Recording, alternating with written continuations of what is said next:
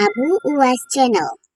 Assalamualaikum warahmatullahi taala wabarakatuh. Bertemu lagi kita di dalam channel Abu Ais. Apa khabar semua? Mudah-mudahan anda semua di dalam lindungan Allah Subhanahu Wa Taala. Insya-Allah pada video kali ini kita akan sambung 5 persoalan berkaitan puasa bahagian yang kedua. Insya-Allah ianya sangat berguna kepada kita semua. Bagi anda yang baru saja melihat video ataupun channel ini, macam biasa tekan butang di bawah supaya anda mendapat notifikasi video terbaru daripada saya. Okey, jom kita lihat 5 persoalan berkaitan puasa sambungan yang kedua. Soalan pertama, apakah hukum menunaikan ibadah puasa di dua kutub? Puasa bagi orang yang berada di dua kutub utara atau selatan, di mana panjang siang hari atau malam hari sehingga berminggu-minggu atau berbulan-bulan. Cara berbukanya adalah dengan melihat kepada waktu di Mekah. Sebahagian pendapat yang lain berpendapat dengan melihat negeri yang berdekatan di mana waktu-waktunya adalah stabil. Pendapat ini daripada pendapat Syekh Al-Syarbasi. Sahibus Samaha Datuk Dr. Zulkifli Muhammad Al-Bakri menyimpulkan kias kepada negeri berhampiran adalah pendapat yang lebih kuat. Soalan kedua, apakah hukum menggunakan aimau ketika berpuasa? Mata bukanlah ruang yang terbuka, begitu juga dengan memakai celak. Tidaklah membatalkan puasa seperti fatwa Syekh Al-Syarbasi. Ini kerana ia tidak mengenyangkan dan menghilangkan dahaga. Sebaliknya, ia adalah keperluan untuk kesihatan. Sahibus Samaha Datuk Dr. Zulkifli Muhammad Al-Bakri menyimpulkan menggunakan titisan seperti aimau di mata tidak membatalkan puasa. Soalan ketiga, apakah hukum berbekam dan menderma darah ketika berpuasa? Hukum berkenaan dengan berbekam ketika berpuasa adalah asal daripada kias bagi hukum menderma darah dan mengambil ujian darah. Kesimpulannya, hukum menderma darah ketika berpuasa adalah harus dan juga tidak membatalkan puasa. Secara umumnya, sekiranya dengan menderma darah boleh melemahkan tubuh badan seseorang, maka pada keadaan itu hukumnya adalah makruh. Soalan keempat, adakah pengsan ketika mana dibius membatalkan puasa? Para ulama membahagikan kategori pengsan itu sendiri kepada dua bahagian. Pertama, dibius dan pengsan keseluruhan hari puasa. Al-Imam An-Nawawi rahimahullah menyebutkan di dalam kitabnya Al-Majmu', sekiranya berniat pada malam hari kemudian pengsan pada keseluruhan siangnya, maka tidak sah puasanya itu. Kedua, dibius dan pengsan separuh hari puasa. Mereka yang berniat puasa di malam hari kemudian pengsan di sebahagian hari, maka puasanya sah sekiranya tersedar pada waktu siangnya. Perkara ini disebutkan oleh Al-Imam An-Nawawi rahimahullah di dalam kitabnya Al-Majmu'. Kesimpulannya, sekiranya terpaksa dibius atas sebab perubatan sehingga pengsan sepanjang waktu berpuasa, tidak sah puasanya. Manakala, jika dibius lalu hanya pengsan separuh hari, maka sah puasanya pada hari tersebut. Soalan kelima, apakah hukum mengeluarkan zakat fitrah pada awal atau pertengahan Ramadan? Pertama, harus sehari atau 2 hari sebelum hari raya, tetapi lebih daripada itu tidak diharuskan mengikut pendapat mazhab Maliki dan Hambali. Kedua, harus mengeluarkannya daripada pertengahan bulan Ramadan. Ini merupakan satu pendapat dalam mazhab Hambali. Ketiga, harus mengeluarkannya pada awal bulan. Ini adalah satu kaul dalam mazhab Hanafi, Syafi'i dan satu pendapat dalam mazhab Hambali. Keempat, harus mengeluarkannya secara mutlak walaupun sebelum Ramadan. Menurut Ibn Ruslan, hukum melambatkan bayaran zakat fitrah sehingga satu hari raya adalah haram. Pendapat ini disepakati oleh seluruh ulama. Mengikut jumhur ulama, melambatkan pembayaran zakat tersebut adalah berdosa dan wajib diqada. Ini kerana ia merupakan hak bagi harta dan ia tidak akan gugur dengan luput waktunya. Alhamdulillah, itu saja 5 persoalan berkaitan puasa. InsyaAllah ianya sangat berguna kepada kita semua, InsyaAllah. Baiklah, bagi anda di luar sana, jangan lupa untuk sebarkan video ini supaya orang lain juga mendapat manfaat yang sama. Okey, sebelum kita berakhir, jangan lupa tekan butang di bawah sebagai tanda sokongan anda pada channel ini. Itu saja daripada saya, Abu Ais Channel. Haza wabillahi taufiq wal hidayah. Assalamualaikum warahmatullahi taala wabarakatuh.